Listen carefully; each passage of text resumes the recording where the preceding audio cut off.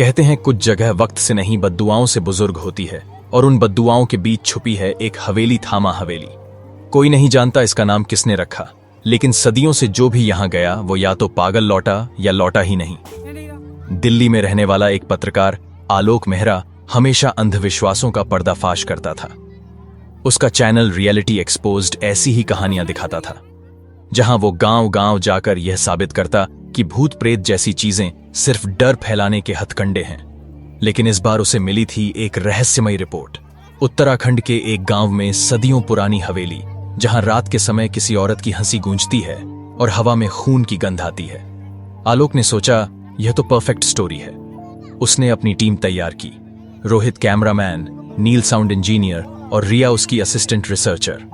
चारों जीप में निकल पड़े। रास्ता पहाड़ी था, लेकिन मंजिल उससे भी रहस्यमयी।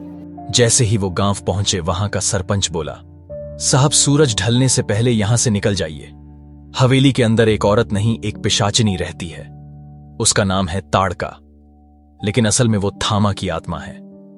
वो जो इंसान का दिल निकालकर उसे मुस्कान में बदल देती है। आलोक, हंसा, हम भी देखेंगे आपकी थामा।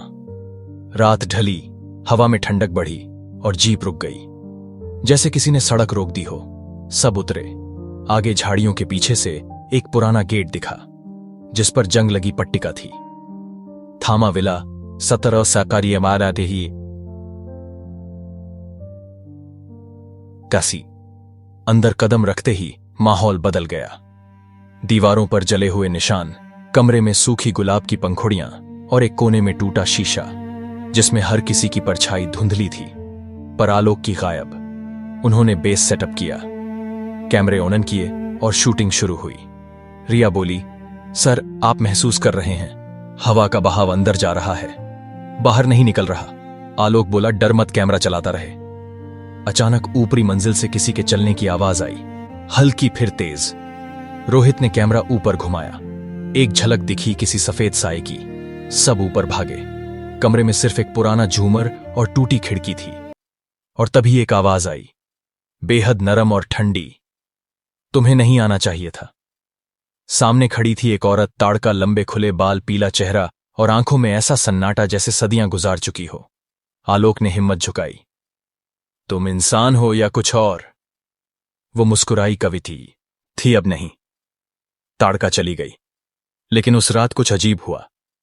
रिया ने नोट किया कि कैमरा अपने आप रिकॉर्डिंग ऑन ऑफ कर रहा है और स्क्रीन पर थामा शब्द खुद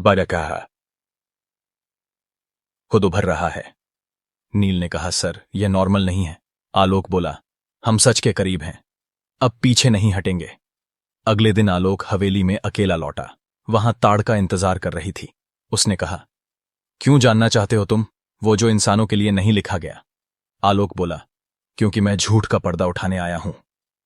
ताड़का ने उसकी आंखों में देखा। कभी कभी सच ही झूठ से ज्यादा खतरनाक होता है।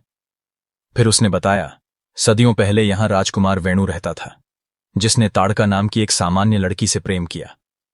लेकिन वेणु कोई इंसान नहीं था, वो वैम्पायर वंश का राजकुमार था। उसका कबीला थामा वंश कहलाता था, जो मानवों के खून से जीता था। वेणु ने अपने प्रेम के लिए अपनी जाति से बगावत की और ताड़का को भी अपने जैसा बना दिया।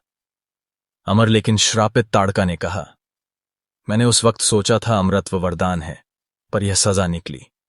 अब हर रात मेरा खून कोई नहीं पीता, लेकिन मैं खुद अपने दिल का खून पीती हूं, पछतावे में।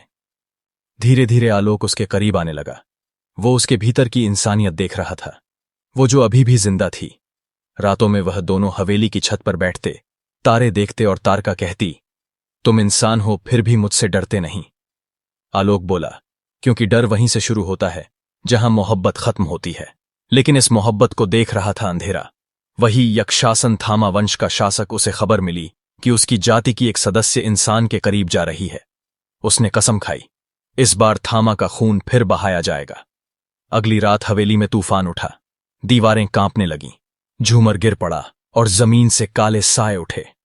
यक्षासन प्रकट हुआ, उसके साथ उसके सैकड़ों अनुचर।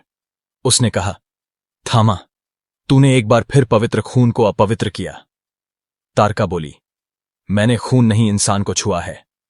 फर्क इतना है कि अब वह मुझसे डरता नहीं। लड़ाई शुरू हुई। आग, धुंध, टूटते फर्श और उड़ती आत्माएं। आलोक ने कैमरा नहीं छोड़ा। वो सब रिकॉर्ड कर रहा था। यक्षासन ने उसकी तरफ इशारा किया। तू इंसान है फिर भी अमृता की चाह रखता है। आलोक चिल्लाया, नहीं मैं